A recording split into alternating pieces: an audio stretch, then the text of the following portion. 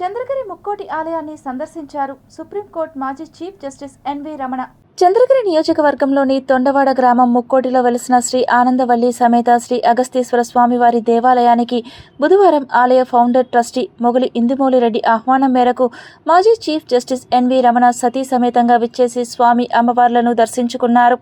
మాజీ chief justice N V Ramana దంపతులకు ఆలయ ప్రాంగణంలో నవీన్ కుమార్ రెడ్డి, సంజయ్ కుమార్ రెడ్డి, సుభాష్ రెడ్డి, భాస్కర్ రెడ్డి తదితరులతో పాటు ఆలయ అర్చకులు పూర్ణకుంభ స్వాగతం పలికారు. శ్రీ ఆనందవల్లి సమేత శ్రీ అగస్తీశ్వర స్వామివారి ఆలయంలో 10 నిమిషాల పాటు మాజీ చీఫ్ జస్టిస్ ఎన్వి రమణ దంపతులకు ఆలయ చరిత్ర, స్వర్ణముఖి నది విశిష్టత, తిరుమల శ్రీవారికి ముక్కోటి ఆలయానికి ఉన్న అనుబంధాన్ని సవివరంగా ఆలయ అర్చకులు తెలియజేశారు. ముక్కోటి ఆలయానికి ఫౌండర్ ట్రస్టీలుగా లేట్ మొగలి చంద్రమౌళీశ్వరరెడ్డి, మాజీ టీటీడీ ఈవో, వారి సోదరులు మొగలి సుందర్రామరెడ్డి, మొగలి ప్రభాకర్ రెడ్డి, రఘురాం రెడ్డి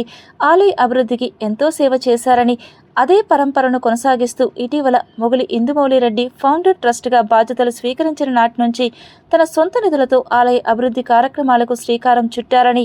అలాగే ప్రతినిత్యం సుమారు 700 మందికి అన్నదాన కార్యక్రమాన్ని నిర్వహిస్తున్నారని, దానిని మరింత పెంచి శాశ్వత అన్నదాన మండప నిర్మాణాన్ని చేపట్టబోతున్నారని, గోశాల నిర్మాణం, స్వర్ణముఖి నదిలోని విష్ణువు శివుని మందిర అభివృద్ధి, ఆలయ ప్రాంగణంలో భక్తులకు మెరుగైన సౌకర్యాల కొరకు ఇందుమౌలిరెడ్డి ప్రత్యేక దృష్టి సారించారని ఎన్వి రమణకి నవీన్ వివరించారు.